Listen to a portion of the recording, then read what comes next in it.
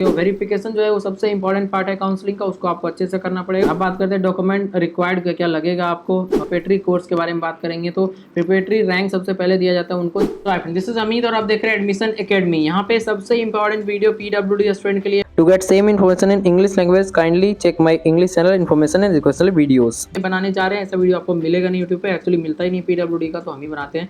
But यहाँ पे सबसे ये है कि इस जो वीडियो इसमें सारा प्रोसीजर स्टार्ट से लेकर एडमिशन तक क्या क्या प्रोसेस होगा, क्या क्या डॉक्यूमेंट लगेगा, क्या क्या फी पेमेंट करना होगा आपको, वो सारा इन्फॉर्मेशन हम इसमें देने जा रहे हैं। तो यहाँ पे स्टार्ट करने से पहले एक और एडवाइस आप लोगों के लिए, अगर आपको गाइडेंस चाहिए मेरे से तभी आप कांटेक्ट करें। हम कोई रिक्वेस्ट या फोर्स नहीं कर रहे हैं, आपको चाहिए आप कांटेक्ट कीजिए, अदरवाइज आप वेट कीजिए। हो सकता है मिस्टेक करेंगे तो आपका काम हो जाएगा खत्म, फिर कैंसिल हो जाएगा सीट, फिर कोई हेल्प नहीं कर सकता। या फिर आपको जानकारी आप खुद से करें, उसमें कोई दिक्कत नहीं है। लेकिन अगर आप मेरे से कॉन्टैक्ट कर रहे हैं, छोटा हेल्प हो या बड़ा हो, पहले आपको रजिस्टर करना पड़ेगा, उसके बाद ही आप गाइडेंस ले सकते हैं अभी से एडमिशन तक। अदरवाइज आप कमेंट में पूछिए, टाइम मिलेगा हम रिप्लाई कर देंगे।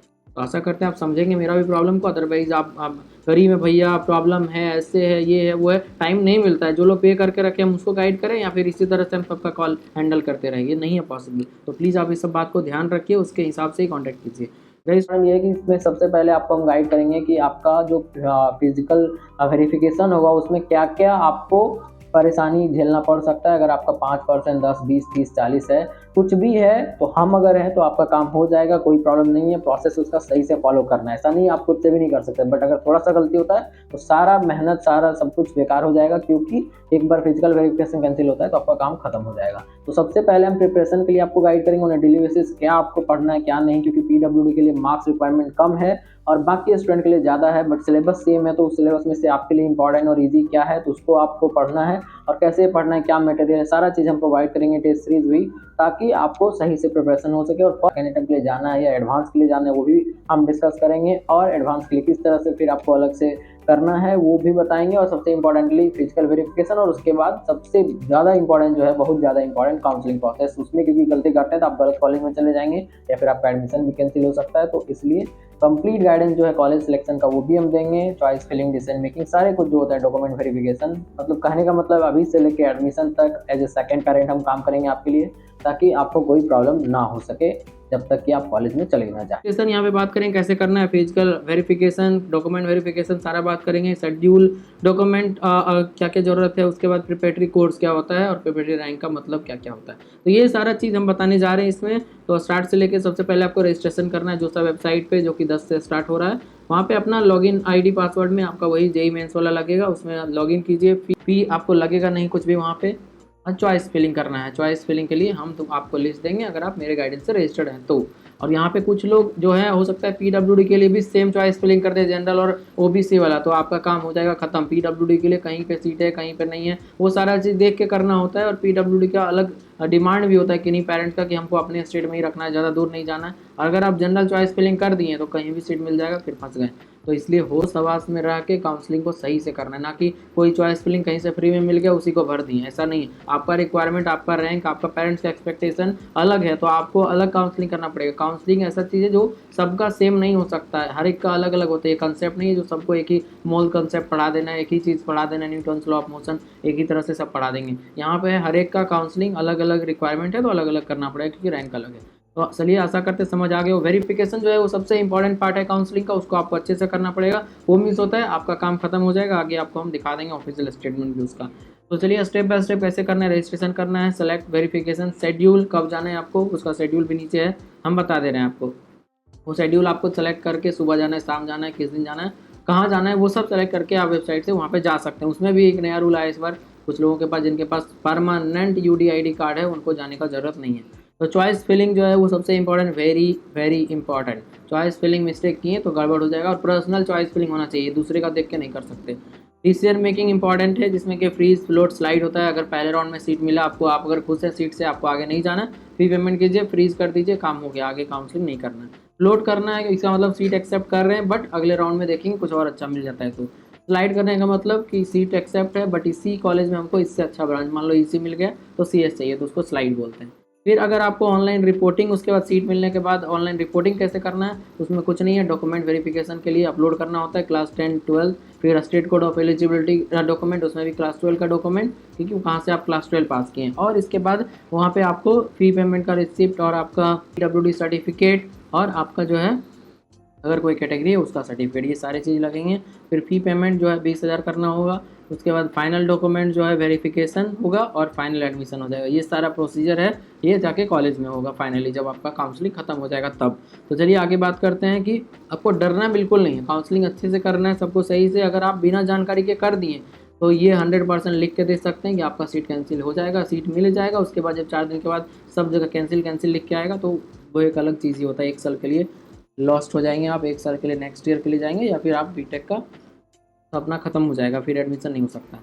तो ये हो गया आपका फिजिकल वेरिफिकेशन का डिटेल। यहाँ पे देखिए आईटी के लिए, तो इस साल जिनके पास UDID कार्ड है परमानेंट, ये बहुत कम बच्चे के पास, 90% के पास टेम्प्रोरी होगा, क्योंकि 18 साल से पहले वाले बच्चे को परमानेंट नहीं देते हैं UDID कार्ड। तो 18 साल से कम ही है मैक्सिमम बच्चे। तो अगर आपके पास है UDID कार्ड विद परमानेंट तो ऑनलाइन अपलोड करके आप वेरिफिकेशन करा सकते हो। उसमें भी चांस है वो रिजेक्ट कर दें तो जाके आपको फिजिकली कराना पड़ेगा। तो सारा प्रोसेस के लिए गाइड करेंगे। अगर आपके पास UDID कार्ड परमानेंट नहीं है तब तो जाना ही है, और कब जाना है कैसे जाना है वो सब यहाँ लिखा हुआ है।